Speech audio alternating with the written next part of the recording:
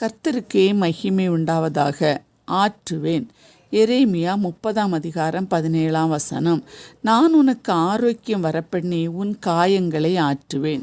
இந்த வசனத்தை முழுமையாக வாசிக்கும்போதுதான் மேற்கண்ட பொருளை உணர்ந்து கொள்ள முடிகிறது.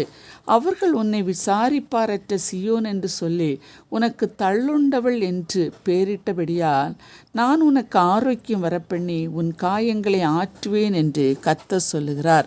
நாம் ஆராதிக்கும் ஆண்டவர் நமக்கு ஆரோக்கியம் தருவதற்காக நம் காயங்களை ஆற்றுவாராம். காரணம், நாம் யாவரும் காயப்படாமல் ஆரோக்கியமுள்ள மனமுடன் வாழ வேண்டும் என்று ஆண்டவர் விரும்புகிறார். அப்பொழுதுதான் நாம் கர்த்தருக்குள் சந்தோஷமாக வாழ முடியும். அன்பானவர்களே, இந்த உலக வாழ்வில் என்னுடன் இருப்பவர்கள், என்னோடு வேலை செய்யும் உடன் ஊழியர்கள், படிக்கும் மாணவ மாணவிகள், குடும்பத்தின் உறுப்பினர்கள் என்னை பட்சிக்க பார்க்கிறார்கள். சத்துருக்கள் சிறைபிடிக்க கண்ணி வைத்து கொண்டிருக்கிறார்கள். என் ஆசீர்வாதங்களை சூறையாடி கொண்டிருக்க வேண்டும் என்று எத்தனித்து கொண்டிருக்கிறார்கள்.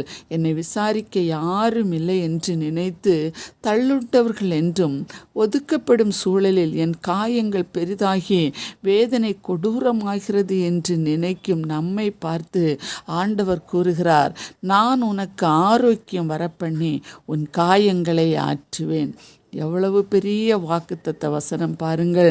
இந்த வார்த்தை ஒவ்வொரு நாட்களிலும் நம்முடைய செவிகளில் தொனித்து கொண்டே இருக்கட்டும். நாம் தேவனோடு நெருங்கி வாழ வேண்டும். ஏனோ ஆண்டவரோடு கூட நடந்தார் என்று பார்க்கிறோம்.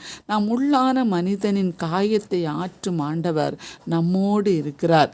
நமது காயத்தை குணமாக்க இயேசு சிலுவையில் தொங்கி உள்ளான காயப்பட்டவராக காணப்பட்டார்.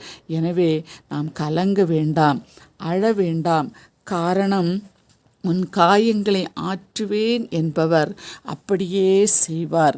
நம்முடைய மீறுதல்களின் நிமித்தம் அவர் காயப்பட்டு, நம்முடைய அக்கிரமங்களின் நிமித்தம் அவர் நொறுக்கப்பட்டார். நமக்கு சமாதானத்தை உண்டு பண்ணும் ஆக்கினை அவர் மேல் வந்தது. அவருடைய தழும்புகளால் குணமாகிறோம். நம்புவோமா? நிச்சயம் நம்மளை ஆசீர்வதிப்பார். ஆமேன்.